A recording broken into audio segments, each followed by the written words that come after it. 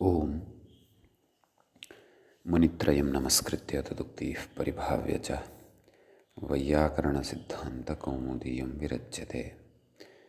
सर्वेभ्यः श्रोतृभ्यः नमः। अस्माभिः गतपाठे यद्यत् पठितं तदेकवारं स्मरामः। वैयाकरणसिद्धान्तकौमुदी इत्याख्यस्य ग्रन्थस्य अलुक् समासप्रकरणे वयं स्मः। अस्मिन् प्रकरणे तत्र अस्य प्रकरणस्य षष्ठः पाठः गतपाठः प्रवृत्तः।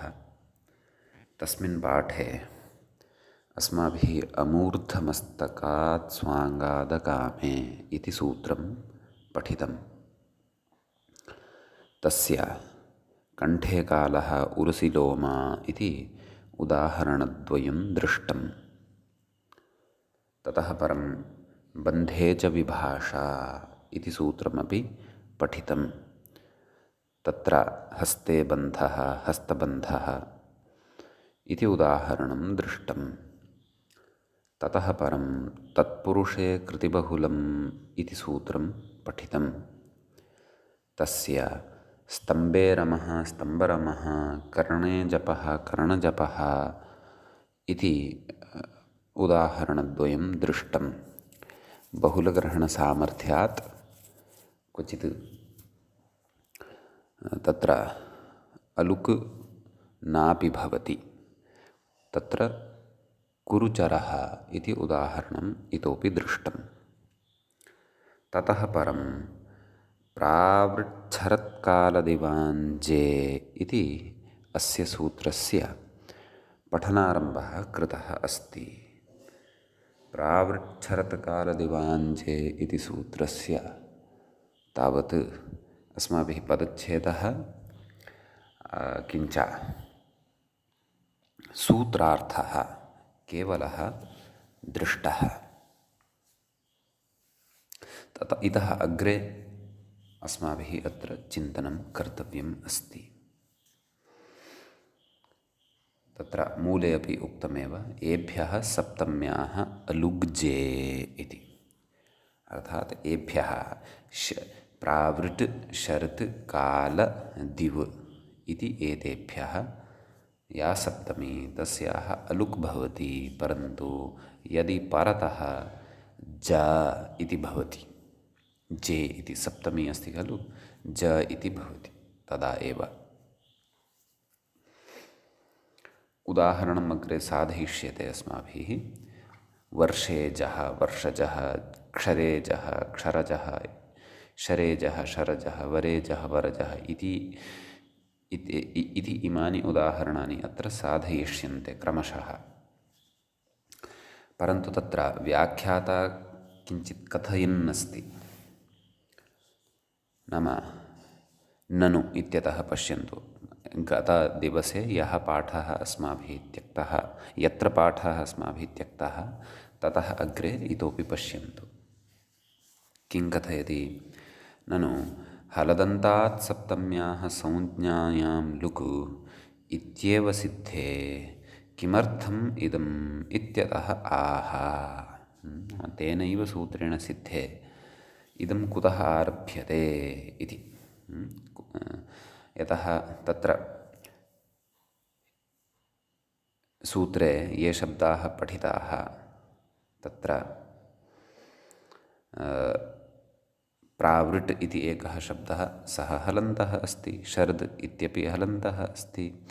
काल अदन्तः अस्ति। दिव् हलन्तः अस्ति। अतः हलदन्तादेव सप्तम्याः अलुक् सिद्ध्यति खलु। तर्हि इदं सूत्रं कुतः आरब्धम्? तर्हि कथयति पूर्वस्य एव अयं प्रपञ्चः इति।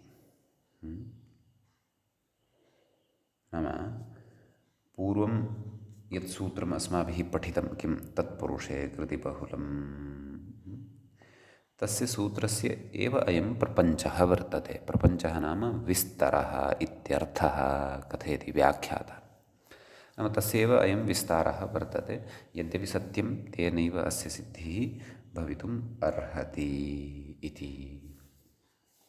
तर्हि तेनैव सिद्धिः, तर्हि सूत्रस्य अस्य पठनं किमर्थम् आचार्येण कृतं सूत्रकारेण इति चेत् कदाचित् स्पष्टतार्थमपि अथवा इतोपि विस्तरेण अपि तत्र कानिचन वचनानि आचार्येण कृतानि दृश्यन्ते। तर्हि तत्र शङ्का जायेत, वैयाकरणास्तु लाघवं लाघवम् इति कथयन्ति, एतादृशस्थलेषु तर्हि किं गौरवं न भवति वा इति चेत् सत्यं गौरवं भवति, परन्तु एवं रीत्या तत्र वचनेन गौरवं जायमानम् अस्ति अपि वा न वा, अथवा प्राक्तनसूत्रेण सिद्ध्यति अपि वा न वा इति इतोपि चिन्तनाय कश्चन अवसरः तत्र तत्र सूत्रकारेण अस्माकं कृते दीयते, अस्माकं बुद्धेः व्यायामाय अथवा बुद्धेः परिशीलनाय। क्वचित् कानिचन वचनानि व्यर्थानि अनपेक्षितानि अपि उच्यन्ते, नाम अनपेक्षितानि अस्माकं कृते अनपेक्षितानि तानि न भवन्ति, परन्तु कदाचित् एकेनैव सूत्रेण सिद्ध्यति, तथापि अन्यत् सूत्रम् उच्यते। तर्हि तादृशस्थले अस्माभिः तत्र चिन्तनं कर्तव्यं, चिन्तनेन ज्ञातव्यं यत् किम् अस्य सूत्रस्य अपेक्षा वस्तुतः अस्ति वा। अतः तादृशं चिन्तनं कर्तुं सूत्रकारेण अस्मभ्यं कश्चन अवसरविशेषः दीयते इत्येव तत्र अस्माभिः मत्वा समन्वयनं कर्तव्यं भवति। अतः प्रकृते पूर्वं यत् तत्पुरुषे इति यत् सूत्रम् उक्तं तस्य सूत्रस्य एव अयं विस्तारः इति तत्र ज्ञातव्यं, द्रष्टव्यम्। अस्तु, ततः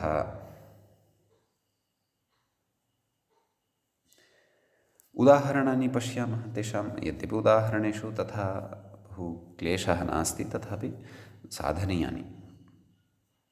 प्रथमम् उदाहरणं प्रावृट् शब्दात् ज शब्दः यदा परतः भवति तदा सप्तम्याः विकल्पेन अलुकः उदाहरणं, विकल्पेन न, अत्र तु नित्यत एव भवति खलु, अलुकः उदाहरणम् उच्यते। प्रावृषिजः इति अस्ति, प्रावृट् भवति वृष्टिः, अतः प्रावृषि जायते, अत्रापि कृदन्तप्रक्रिया भवति। प्रावृषि जायते इति लौकिकविग्रहः भवति, ततः तत्र प्रावृष् इति षकारान्तः शब्दः भवति, तस्य स्थाने ततः ङि इति सप्तमी विभक्तेः एकवचनस्थः प्रत्ययः भवति। प्रावृष् ङि इति सप्तम्यन्ते उपपदे सति एकः धातुः जनी प्रादुर्भावे इति, ईदित् सः धातुः, तस्य जन् इति अवशिष्यते। तर्हि प्रावृष ङि जन् धातोः सप्तम्याः जनेर्डः इति एकं सूत्रं तद्धितेषु अस्माभिः पठिष्यते। तेन सूत्रेण ड प्रत्ययः भवति, अतः प्रावृष ङि जन् ड इत्यस्य अ अवशिष्यते। डित्वात् तत्र जन् इत्यत्र विद्यमानः यः टिभागः अन् इति, तस्य लोपः भवति। किम् अवशिष्यते? टेः इति सूत्रं द्रष्टव्यं। टेः लोपः प्रावृष ङि ज आ मेलन, यतः जन् इत्यत्र जन् इति यः धातुः आसीत् तस्य यदा अन् इति अस्माभिः लोपितः तदा ज इत्येव खलु अवशिष्टः, अतः जा इति भवति। अतः प्रावृष ङि जा इति। ततः तत्र समासः अपि वक्तव्यः, अतः गतिकारकोपपदानां कृद्भिः सह समासवचनं प्रागसुबुत्पत्तेः इति नियमानुसारं तत्र उपपदमतिङ् इत्यनेन सूत्रेण तत्र समासः भवति इति नियमं पुरस्कृत्य, नाम गतिकारकोपपदानाम् इति परिभाषां पुरस्कृत्य उपपदमतिङ् इत्यनेन समासः भवति इत्यर्थः। अतः किं तत्र सिद्ध्यति? आम्, प्रावृषङि ज इत्यवस्थायां समासानन्तरं तत्र तदेव सर्वापि प्रक्रिया यदा अस्माभिः अत्र आरभ्यते तत्रैव सुब् लुक् अपि प्राप्तः भवति। परन्तु सुब् लुकि प्राप्ते सति तत्र प्रावृच्छरत्कालदिवाञ्चे इत्यनेन सूत्रेण सप्तम्याः अलुक् भवति। अतः प्रावृष ङि इत्यस्य इ अवशिष्यते। प्रावृष इ प्रावृषि ज प्रावृषि ज इति समस्तपदं भवति। मध्ये सप्तमी अत्र विभक्तिः श्रूयते, परन्तु समग्रं समस्तपदं तु प्रावृषिज इत्येव। अतः ततः सुप्रत्ययः सस्य ऋत्वे विसर्गे सति प्रावृषिजः इति प्रयोगः सिद्ध्यति। नाम वृष्टौ जायते यः, वृष्टौ यस्य उत्पत्तिः जायते, तादृशः यः कोऽपि अथवा यत्किमपि तत्र प्रावृषिज शब्देन व्यवहर्तुं शक्यते। समीचीनम्। अग्रिमः शब्दः सूत्रे अस्माभिः दृश्यमानः वर्तते शरत् इति। शरत् इत्यस्मात् शब्दात् तत्र रूपं भवति शरदिजः इति साधनीयम् अस्ति। शर्द् इति दकारान्तः शब्दः तत्र मूलशब्दः भवति। अतः तत्र शरदिजः इत्यत्र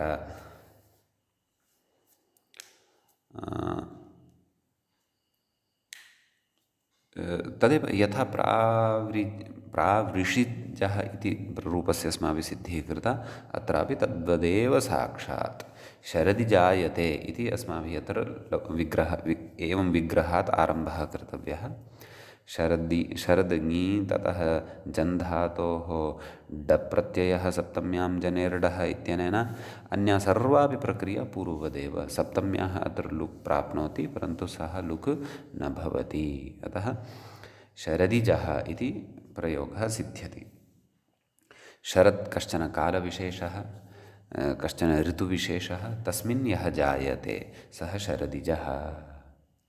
एवम् अग्रे अस्ति कालेजः इति। तत्रापि यतः सूत्रे अग्रिमः शब्दः कालशब्दः पठितः, अतः कालेजः नाम काले जायते एवं तत्र विग्रहः भविष्यति। अन्या सर्वापि प्रक्रिया पूर्ववदेव वर्तते, अतः कालेजः इति प्रयोगः अपि सिद्धः भवति। अग्रिमः शब्दः सूत्रे अन्तिमश्च वर्तते दिव्, अतः दिविजः इति तत्र प्रयोगः सिद्ध्यति। द्युलोकः स्वर्गलोकः इत्यपि उच्यते कैश्चित्। अतः तस्मिन् यः जायते, तस्मिन् यः उत्पद्यते, सुखविशेषो वा अथवा यः कोऽपि वा, सः तत्र दिविजः इति नाम्ना व्यवह्रियते। अतः अत्रापि दिव् इत्यस्मात् या सप्तमी विभक्तिः वर्तते ङि, तस्याः सप्तम्याः अलुगेव भवति, लुक् न भवति इत्यर्थः। अतः दिविजः इत्यपि प्रयोगः सिद्धः भवति।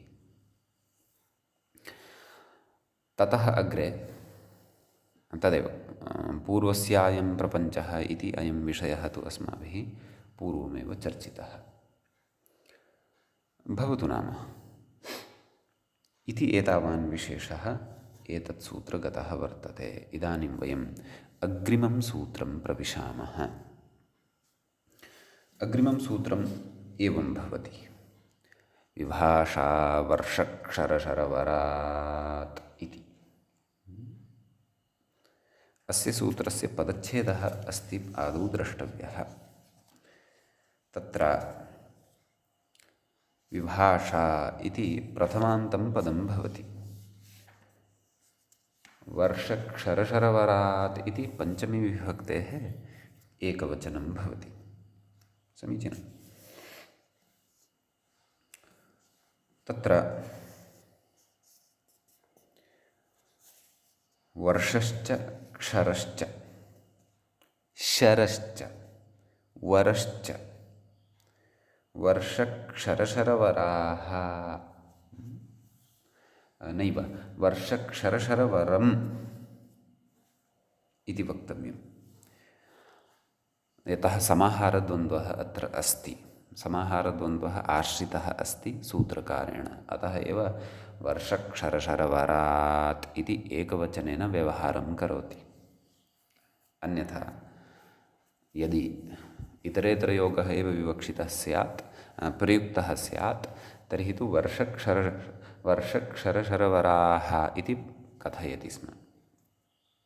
परन्तु तस्य एकवचनं दृष्ट्वा ज्ञायते वर्षक्षरशरवरात् इति, यत् अत्र समाहारद्वन्द्वः एव अस्ति इत्यर्थः। समीचीनम्। अस्तु,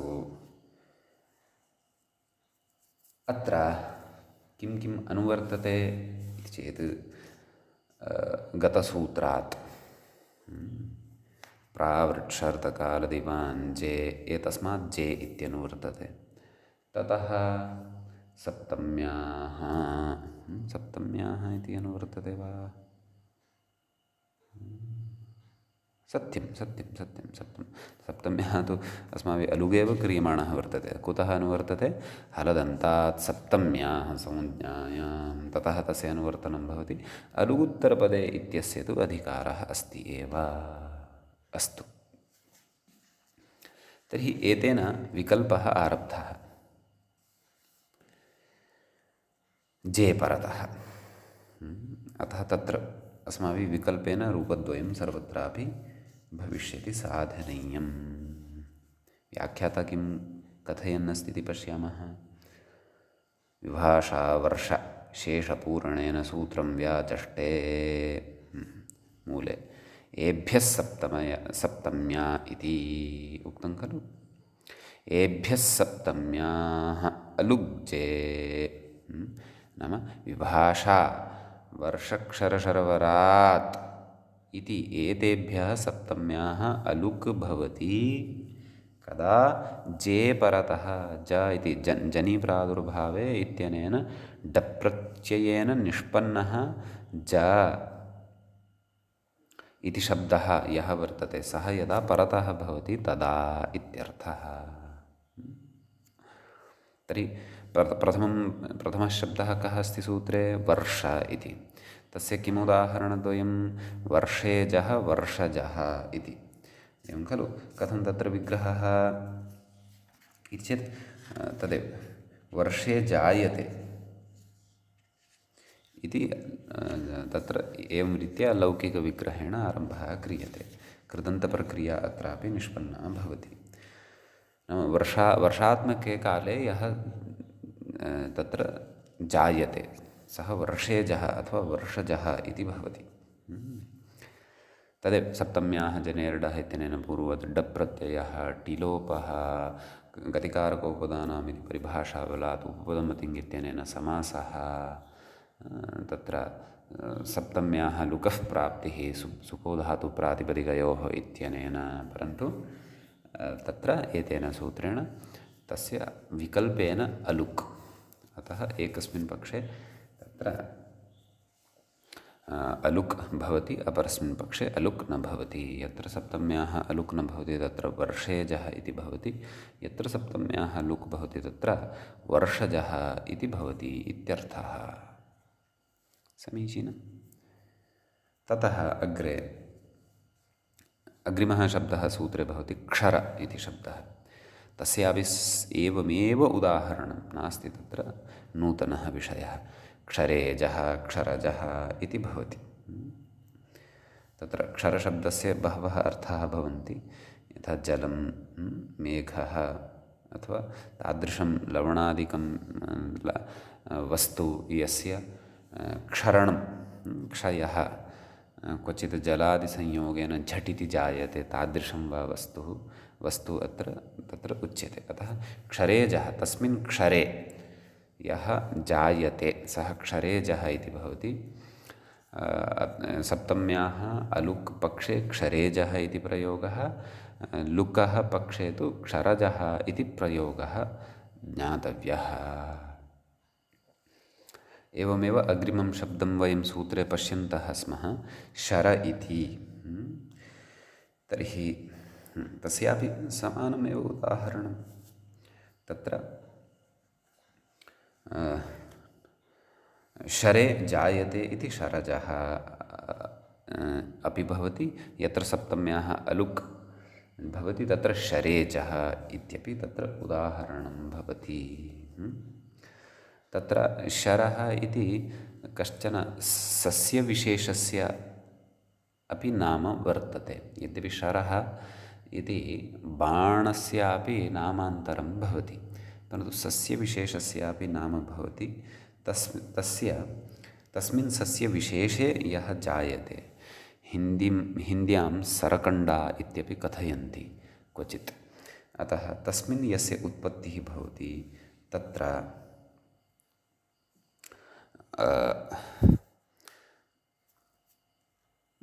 सः शरेजः अथवा शरजः भवति इत्यर्थः। अस्तु, अग्रिमं शब्दं वयं पश्यन्तः स्मः अन्तिमं च सूत्रे वर इति। वरेजः, वरे जायते इति। अतः तत्र वरेजः वरजः, अत्रापि विकल्पेन अलुकि सति रूपद्वयं लभ्यते। अन्या सर्वापि प्रक्रिया प्राग्वदेव अस्ति, नास्ति अत्र विशेषः।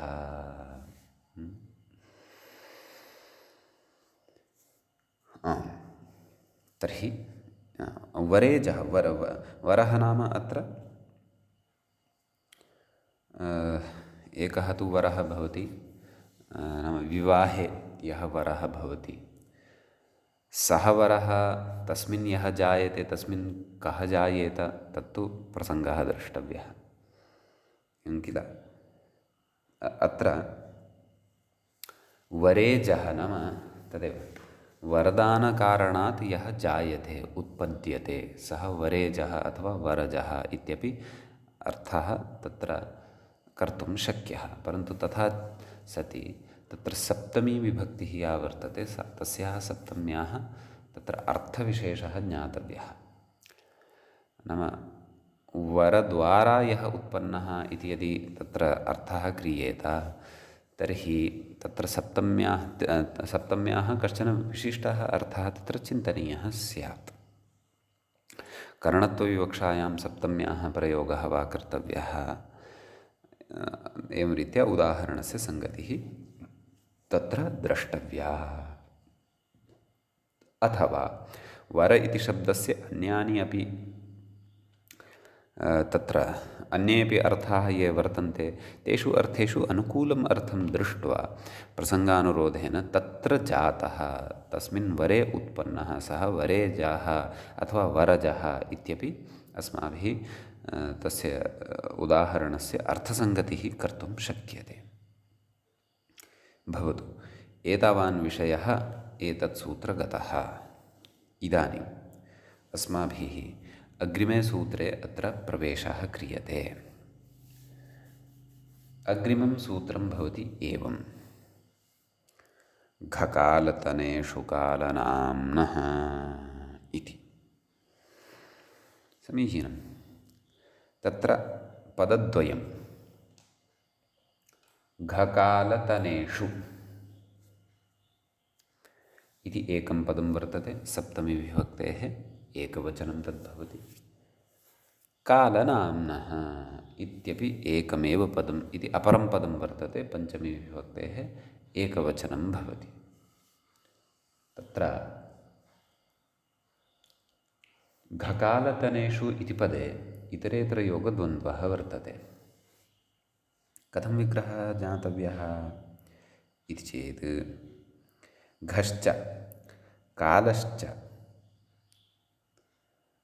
तनश्च घकालतनाः तेषु घकालतनेषु एवं रीत्या तत्र इतरेतरयोगद्वन्द्वस्था व्यवस्था ज्ञातव्या। समीचीनं। ततः तत्र द्वितीयं यत् पदं दृश्यते कालनाम्नः, तत्र षष्ठी तत्पुरुषसमासः। कालस्य नाम कालनाम, तस्मात् कालनाम्नः। एवम्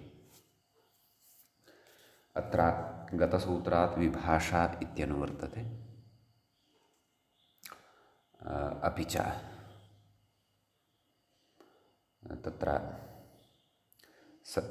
हलदन्तात् सप्तम्याः संज्ञायाम् इत्यस्मात् सूत्रात् सप्तम्याः इत्यनुवर्तते। अलुगुत्तरपदे इत्यस्य अधिकारस्तु वर्तते एव। समीचीनम्। आम्, तत्र गतसूत्रे एकः विषयः चर्चनीयः इतोपि अधुनैव मम बुद्धौ आगतः। गतसूत्रे अस्माभिः जे इत्यस्य अनुवर्तनं कृतं किल। अतः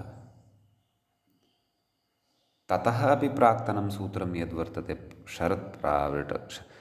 प्रावृट् शर्तकालदिवाञ्चे, ततः जे इत्यस्य अनुवर्तनं तत्सूत्रं प्रति कृतम्। अतः किं प्रावृट् शर्तकालदिवाञ्चे इत्यस्य सूत्रस्य तत्र नाम सार्थक्यं वक्तुं शक्येत वा इति चेत् जे इति पदस्य अनुवर्तनार्थम् एतावत् दीर्घं सूत्रं कर्तव्यम् इति अपेक्षितं वा इति चेत् न तथा। तदेव अतः एव आहत्य तत्र इदमेव वक्तव्यं यत् पूर्वस्य अयं प्रपञ्चः।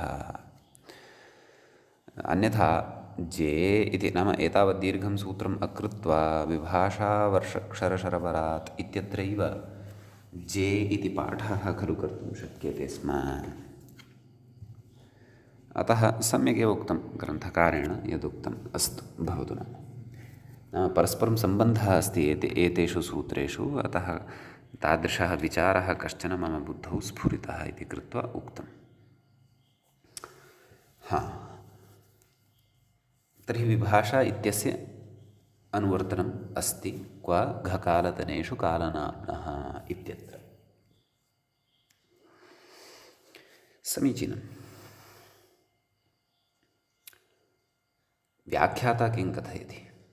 घकालतनेषु शेषपूरणेन सूत्रं व्याचष्टे सप्तम्या इति।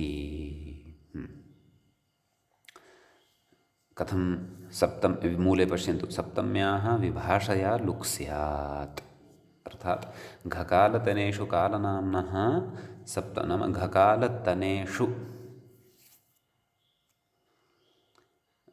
तत्र नाम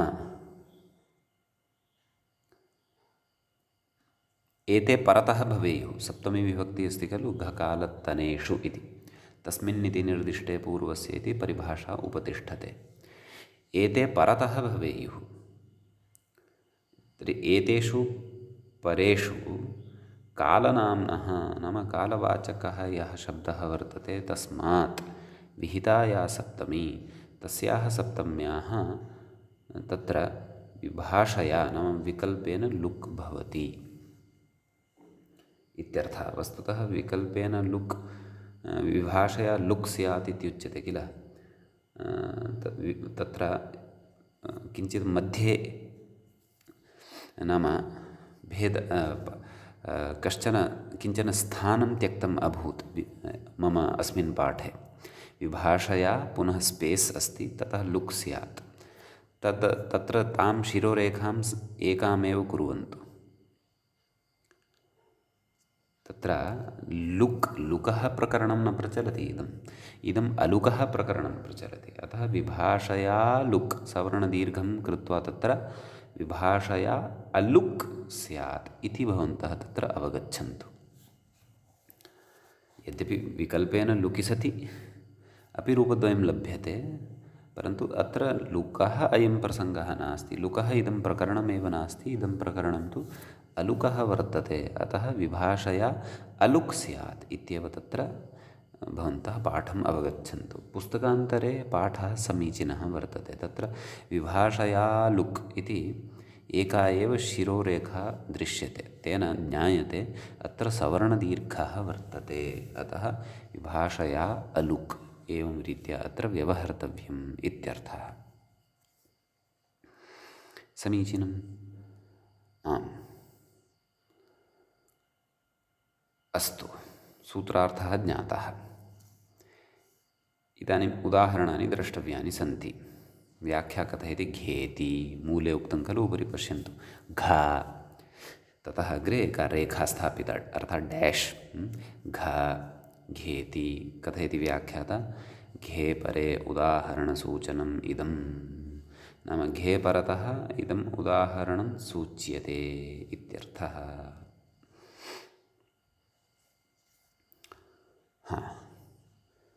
कः नाम घः अत्र, तत् स्मारयन् अस्ति अग्रे व्याख्याता, तरप्तमपौघः इति। इति प्रथमाध्यायस्य प्रथमे पादे एव सूत्रं पठ्यते खलु, घसंज्ञाविधायकं सूत्रं। परन्तु घसंज्ञा तत्र द्वयोः एव प्रत्यययोः भवति। तौ द्वौ प्रत्ययौ कौ, एकः तरप् प्रत्ययः, अपरः तमप् प्रत्ययः। द्विवचनविभज्योपपदे तरवीयसूनौ इत्यनेन तरप् इति प्रत्ययः विधीयते। अपि च अतिशायने तमभिष्ठनौ इत्यनेन तमप् इति प्रत्ययः विधीयते। अस्तु, पश्यामः अग्रे अपि। आम्, उदाहरणे प्रविशामः। उदाहरणं वर्तते पूर्वाह्णे तर इति। अतः रूपद्वयम्। आदौ घसंज्ञकेषु प्रत्ययेषु अपि तरबन्ते परतः रूपद्वयम् अस्माभिः अवलोकयिष्यते। पूर्वाह्णे तरे, पूर्वाह्णतरे इति। समीचीनं। तत्र तरबन्तं परतः अपेक्षितं वा, अथवा अस्मादेव शब्दात् तरप् इति प्रत्ययः भविष्यति वा इति रूपसिद्धिवेलायां स्पष्टता जायते। समीचीनं। तर्हि पूर्वाह्णे तरे पूर्वाह्णे तरे, पूर्वाह्णे तरे पूर्वाह्णतरे इति प्रयोगद्वयम्। तत्र अह्नः पूर्वम् इति लौकिकविग्रहः उपस्थापनीयः। एवं किल, अहन् ङस् पूर्व सु इति अलौकिकविग्रहवेलायां तत्र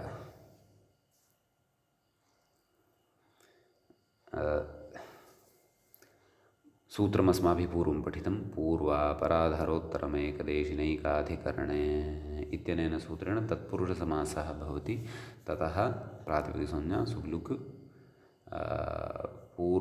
पूर्वापराधरोत्तरम् इति तत्र प्रथमान्तम् अस्ति। अतः तेन प्रथमान्तेन पूर्व इत्यस्य एव निर्देशः भवति, प्रथमानिर्दिष्टं समास उपसर्जनम्। अतः पूर्व इत्यस्य उपसर्जनसंज्ञा भवति, उपसर्जनसंज्ञायां तस्य पूर्वनिपातः भवति। पूर्व अहन् इति स्थितिः जायते। समीचीनं। पूर्व अहन् इत्यवस्थायां राजाः सखिभ्यश्टच् इत्यनेन सूत्रेण टच् इति प्रत्ययः भवति। पूर्व अहन् अनयोः सवर्णदीर्घश्च भवति। पूर्वाहन् टच्, टचः अ अवशिष्यते। समीचीनं। तत्रैव अस्माभिः तत्पुरुषप्रकरणे इतोपि एकं सूत्रं पठितम्, अह्नो न एतेभ्यः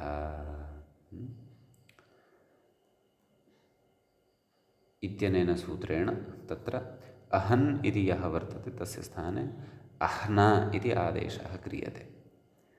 एवं खलु। तर्हि किं लब्धं, तत्र टचि परतः सः अह्नादेशः। अतः पूर्व अह्न आ भत्वात् अकारलोपः भवति। पूर्व अह्न आ, पूर्वाह्न सवर्णदीर्घः ततः परं कर्तव्यः वस्तुतः। अह्नादेशविधानानन्तरं सवर्णदीर्घः कर्तव्यः। अतः पूर्वाह्न आ मेलनेन पूर्वाह्न इति भवति। ततः अत्र णत्वं कर्तव्यं। समीचीनं। णत्वविधायकमपि सूत्रम् अस्माभिः तत्रैव, णत्वविधायकव्यवस्था अपि तत्रैव अस्माभिः दृष्टा आसीत्। क्व एतत् सूत्रपठनसमये अह्नोदन्तात् इति अहं स्मरामि णत्वविधायकं सूत्रं।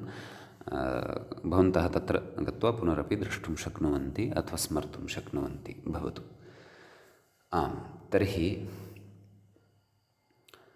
ततः णत्वं जातं किं सम्पन्नं पूर्वाह्ण इति सम्पन्नं समीचीनं तर्हि पूर्वाह्ण इति सम्पन्ने तर्हि तत्र पूर्वाह्णशब्दात् ङीप्रत्ययः भवति आदौ तत्र विग्रहः क्रियते इतः अग्रे तत्र तद्धितप्रक्रिया आरब्धा भवति यतः तरप् आनयः वर्तते खलु घसंज्ञकः अतः इतः अग्रे कथं तत्र प्रक्रिया भवति तत्र तद्धितमादाय आदौ लौकिकविग्रहः उच्यते अनयोः अतिशयेन पूर्वाह्णे एवं खलु नाम तत्र द्विवचनविभज्योपपदे तर्बीयसुनो नाम द्वयोः कस्यचित् एकस्य यदा विभागः कर्तव्यः भवति तदा तत्र तरप् इति प्रत्ययः उच्यते अतः अनयोः अतिशयेन पूर्वाह्णे इति नाम तत्र पूर्वाह्णद्वयस्य विषयः जायमानः स्यात् तत्र एकस्य पूर्वाह्णस्य विषये तत्र उच्यमानम् अस्ति अत्र अतः अनयोः अतिशयेन पूर्वाह्णे इति द्विवचनविभज्योपपदे तर्बीयस्वनो इति सूत्रानुरोधेन अत्र अग्रिमः विग्रहः भवति तर्हि एतस्मिन् अर्थे पूर्वाह्णे इति सप्तम्यन्तात् द्विवचनविभज्योपपदे तर्बीयस्वनो इत्यनेन सूत्रेण तरप् इति प्रत्ययः भवति तत् सूत्रमस्माभिः अग्रे पठिष्यते प्राक्तनेषु प्रकरणेषु अस्माभिः तस्य बहुधा चर्चा कृता वर्तते आम् तर्हि तरप् प्रत्ययः जातः का स्थितिः जाता पूर्वाह्ण ङी तर तरपः तर इति अवशिष्यते घसंज्ञा तस्य वर्तते एव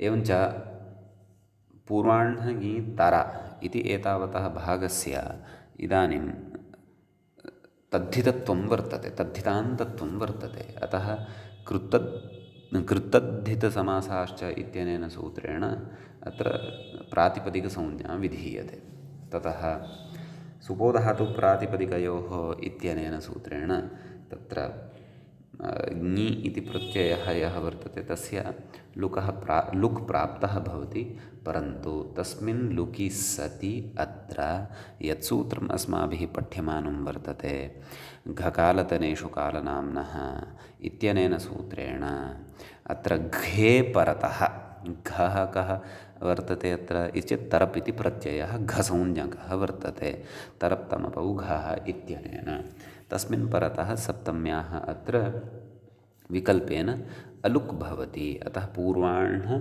ङी पूर्वाह्ण इ आदुगुणः पूर्वाह्णे इति ततः तर पूर्वाह्णे तर इति प्रयोगः सिद्धः भवति पूर्वाह्णे तर ततः सु सस्यऋत्वे विसर्गे पूर्वाह्णे तरः इति सिद्ध्यति पक्षे तु यत्र तावत्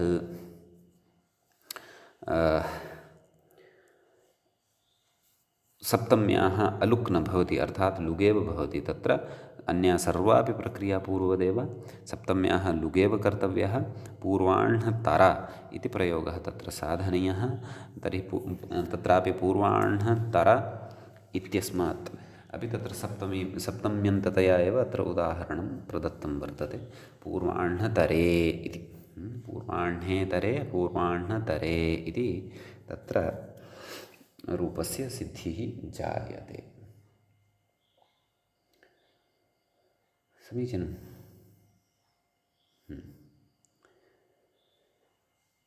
अस्तु अत्र व्याख्याता किं कथयन्नस्ति अस्माकं तत् पश्यामः पूर्वाह्णेतर इति अतिशायने सप्तम्यन्तात् तरप्तमपौ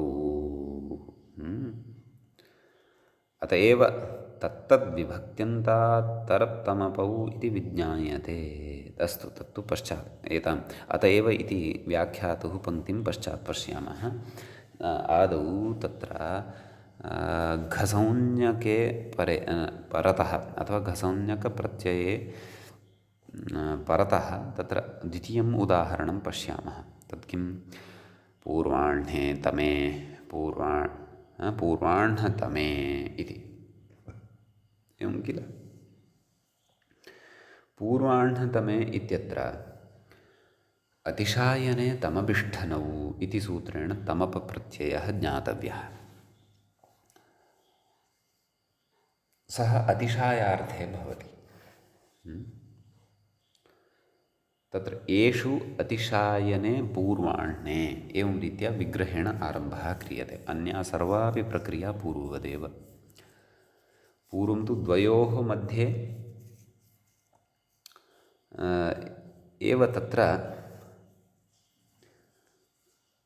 निर्णयः क्रियते स्म। नाम अनयोः अतिशयेन पूर्वाह्णे इति। कुतः द्विवचनविभज्यो भवति इति सूत्रे द्विवचनपदनिवेशात्।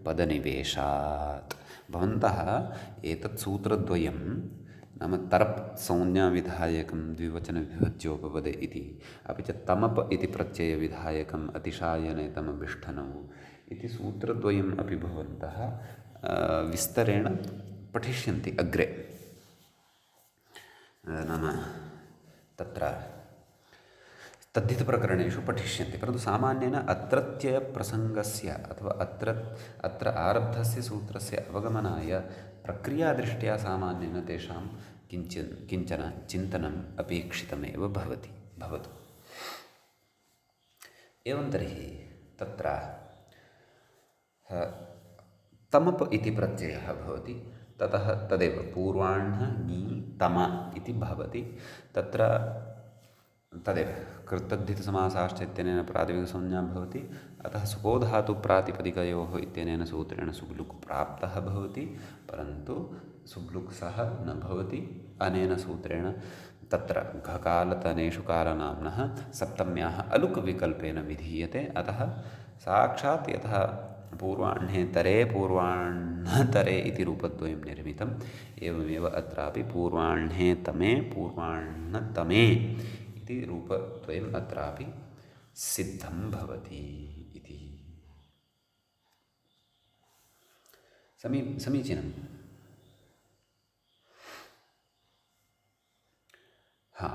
तर्हि अत्र व्याख्यातुः या पङ्क्तिः वर्तते तां पङ्क्तिं चिन्तयामः। सः किं कथयति? अत एव तत्तद्विभक्त्यन्तात् तरप्तमपौ इति विज्ञायते। नाम एतद्विधानद्वारा, किं विधानद्वारा? घकालतनेषु कालनाम्नः एतेन अलुक् खलु सप्तम्याः विहितः। कदा? घे परतः। घः नाम तरप्तमपौ। घे परतः अपि अलुक् विहितः। कस्याः? सप्तम्याः। तर्हि तेन किं ज्ञातं? नाम अयं तरप् प्रत्ययः अथवा अयं तमप् प्रत्ययः केवलात् प्रथमान्तात् एव न विधीयते। प्रथमान्तादेव पदात् अथवा प्रथमान्तादेव शब्दात् अयं घसंज्ञकः प्रत्ययः न विधीयते, अपि तु तत्तद्विभक्तेः कथितवान् खलु व्याख्याता। तत्तद्विभक्त्यन्तात् नाम सप्तम्याः अपि अनयोः तत्र विधानं भवितुम् अर्हति। एवमेव अन्याभ्यः अपि विभक्तेभ्यः अथवा अन्यविभक्त्यन्तेभ्यः अपि अनयोः तरप्तमपोः विधानं भवितुम् अर्हति इत्युच्यते। समीचीनम् इति एषः कथयन् अस्ति। तर्हि घ प्रत्ययपरतः उदाहरणद्वयं दृष्टमेव। पूर्वाह्णे तरे पूर्वाह्णे तमे पूर्वाह्ण तमे पूर्वाह्ण तमे पूर्वाह्णे तमे पूर्वाह्ण तमे इति। अस्तु, इदानीं कालशब्दे परतः उदाहरणं द्रष्टव्यं वर्तते। समीचीनं। तत्र वर्तते पूर्वाह्णे काले पूर्वाह्णकाले इति रूपद्वयं साधितं वर्तते। कथयति व्याख्याता? कालेति उदाहरणसूचनमिदं पूर्वाह्णे काल इति। अग्रे किं कथयन्नस्ति व्याख्याता? अतएव विशेषणादिसमासोऽपि तत्तद्विभक्त्यन्तानामेव। अस्तु, एतां पङ्क्तिं पश्चात् पश्यामः। आदौ पूर्वाह्णे काले पूर्वाह्णकाले अनयोः रूपसिद्धिं पश्यामः। तत्र पूर्वाह्णशब्दस्य विषये तु अस्माभिः पूर्वं ज्ञातमेव, तस्य रूपसिद्धिः कथं भवति। पूर्वं च तत्पुरुषे अपि वयं पठित्वा आगताः स्मः। सः विषयः न नूतनः अस्माकं कृते। पूर्वाह्णे काले अथवा काले एतस्य विग्रहः कथं कर्तव्यः इति चेत् पूर्वाह्णे काले इत्येव विग्रहः, लौकिकविग्रहः। अलौकिकविग्रहः पूर्वाह्णङि कालङि इति। समीचीनम्। अतः प्रकृते समासः भवति। तत्र विशेषणसमासः अपि भवितुम् अर्हति। यतः कालः, कीदृशः कालः? पूर्वाह्णः कालः। अतः विशेषणं विशेषेण बहुलम् इत्यनेन समासः कथनीयः। अस्तु, तर्हि प्रातिपदिकसंज्ञा सुब्लुक्, सुब्लुकः प्राप्तिः। कालोत्तरवर्ती प्रत्ययः यः तस्य तु लुक् भवति, परन्तु सप्तमी या वर्तते तस्याः सप्तम्याः तु विकल्पेन एव लुक्। अतः यत्र लुक् न तत्र पूर्वाह्णङि काल गुणः भवति, पूर्वाह्णे काल इति सिद्ध्यति। तर्हि पूर्वाह्णे काल इत्यस्मात् शब्दात् सुप्रत्ययः पूर्वाह्णे कालः इति सिद्ध्यति। समीचीनम्। एवञ्च यस्मिन् पक्षे सप्तम्याः लुक् अलुक् न तत्र लुक् एव भवति पूर्वाह्णकालः, पूर्वाह्णकाले इति अपि प्रयोगः तत्र सिद्धः भवति इति। अत्र सप्तम्यन्ततया उदाहरणानि, नाम सप्तम्यन्ततया एव इमानि उदाहरणानि अत्र प्रदर्शितानि वर्तन्ते। तत्रापि चिन्तनं किञ्चित् कर्तव्यं वर्तते। पूर्वं तु द्वयोः मध्ये कस्यचित् एकस्य अथवा बहुषु तत्र कस्यचित् एकस्य अतिशायार्थे तत्र अस्माभिः घप्रत्यये परतः तत्र उदाहरणानि दृष्टानि। अतः तत्र नाम अतिशयितां वक्तुं तत्र वस्तुतः सप्तम्यन्ततया उदाहरणानां तत्र प्रवृत्तिः कृता वर्तते। तानि उदाहरणानि तत्र प्रदत्तानि वर्तन्ते।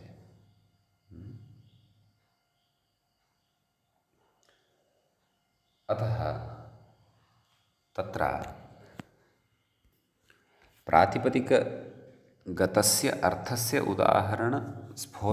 उदाहरणप्रकटनाय अत्र सर्वाणि अपि उदाहरणानि सप्तम्यन्ततया प्रदत्तानि वर्तन्ते।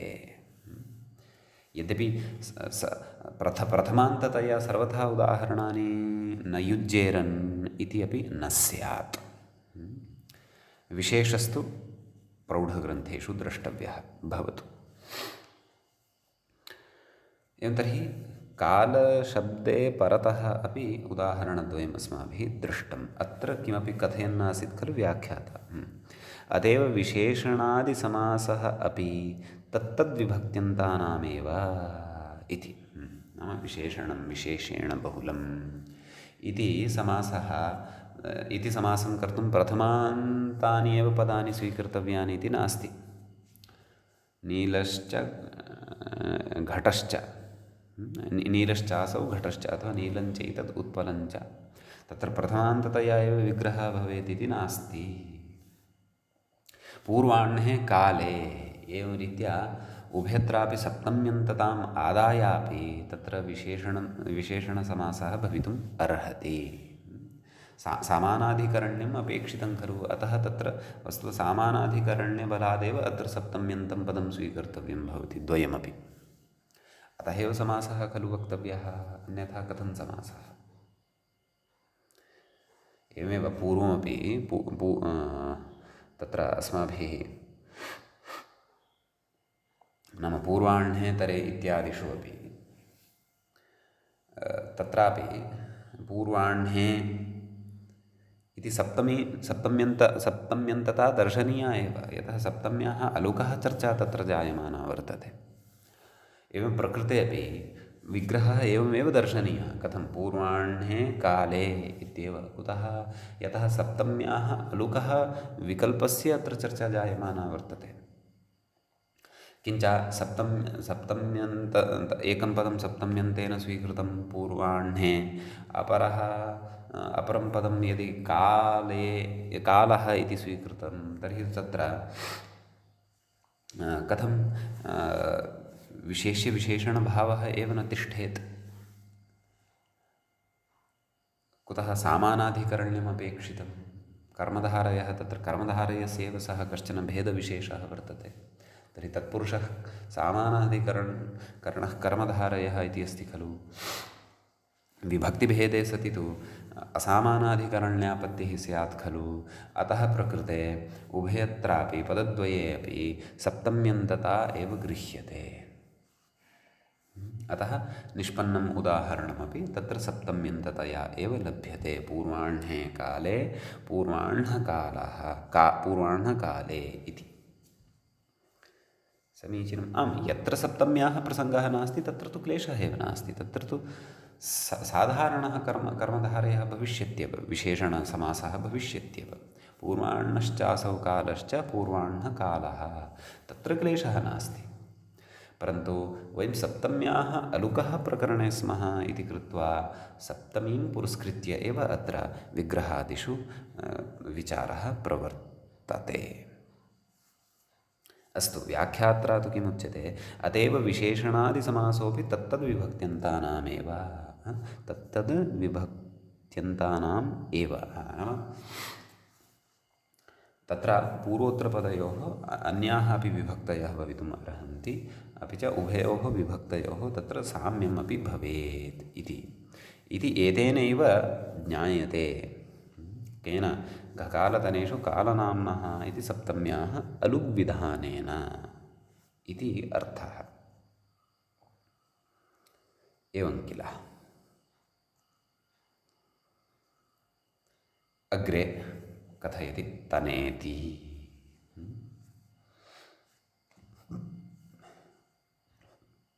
कथयति उदाहरणसूचनमिदम्। उदाहरणस्य सूचनामात्रम् इदं वर्तते इति। तर्हि किम् अग्रे किं कथयति? पूर्वाह्णे तन इति मूले पश्यन्तु। पूर्वाह्णे तने, पूर्वाह्णतने इति रूपद्वयं सिद्धं वर्तते। अग्रे किं कथयन्नस्ति व्याख्याता? विभाषा पूर्वाह्णापराह्णाभ्याम् इति ट्युट्युलौ तुट्च इति सूत्रम् अस्माभिः अग्रे पठिष्यते तद्धितप्रकरणे। सायञ्जनं ब्राह्णे प्रगेव्यवेभ्यश्ट्युटिलौ तुट्च इति सूत्रस्य क्षेत्रे एव किञ्चित् तत्रैव सविधे एव इदं सूत्रं पठ्यते। ट्यु अपि च ट्युल् इति प्रत्ययविधायकम् इदं सूत्रं तुडागममपि करोति। अस्तु, विस्तरेण तु अग्रे पठिष्यते, परन्तु अत्रत्यप्रक्रियायाः निर्वाहाय अस्य सूत्रस्य किञ्चित् प्रवृत्तिः अस्माभिः उदाहरणे द्रक्ष्यते। समीचीनं। तर्हि पूर्वाह्णे तने इति आदौ निर्मामः। पूर्वाह्णे तने इत्यस्य यदि स्पष्टता अस्ति तर्हि पूर्वाह्णतने इत्यस्य तु स्पष्टतायै तत्र क्लेशः एव नास्ति। तत्र पूर्वाह्ण इति सप्तम्यन्तात् विभाषा पूर्वाह्णापराह्णाभ्याम् इति सूत्रात् तत्र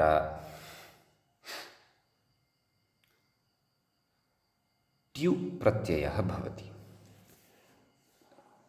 तत्र ट्युल् अपि विधीयते। ट्युलः ट्यु इत्येव अवशिष्यते।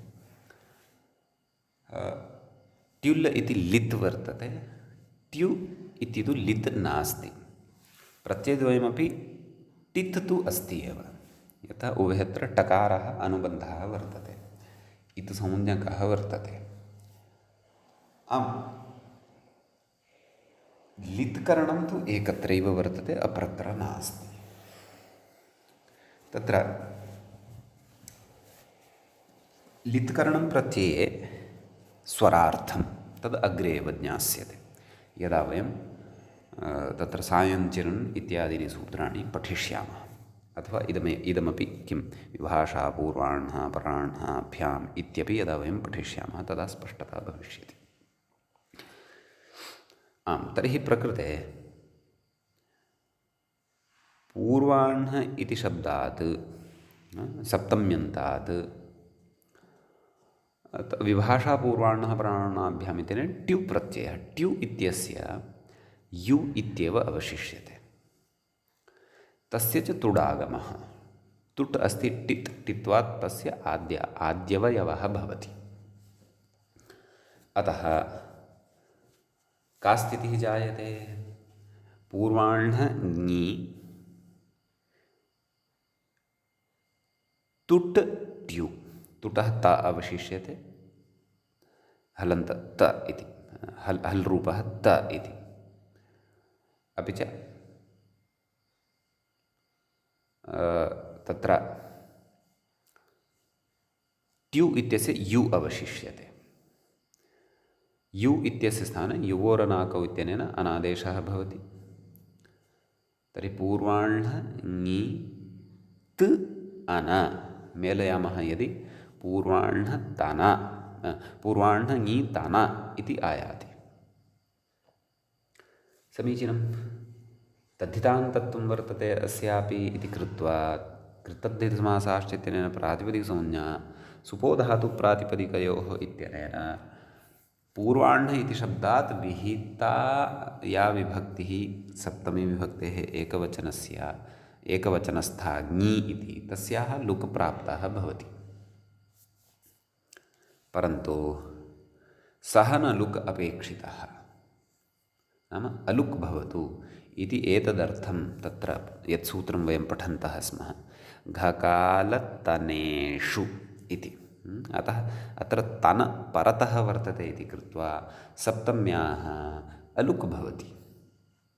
अतः पूर्वाह्णः ङि गुणः भवति पूर्वाह्णे तन, पूर्वाह्णे तन इत्यस्मात् पुनः सप्तमी विभक्तिः पूर्वाह्णे तने इति प्रयोगः सिद्धः भवति।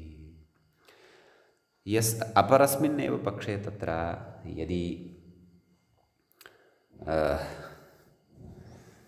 तत्र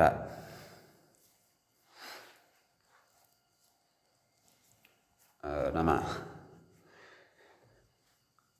सप्तम्याः अलुक् यस्मिन् पक्षे न भवति तत्र लुक् एव भवति। लुकि सति तु पूर्वाह्णः तने इति प्रयोगः सिद्धः भवति। समीचीनम् इति अत्र उदाहरणयोः अनयोः अस्ति कश्चन विशेषः। अस्तु, एवमेव किं तत्र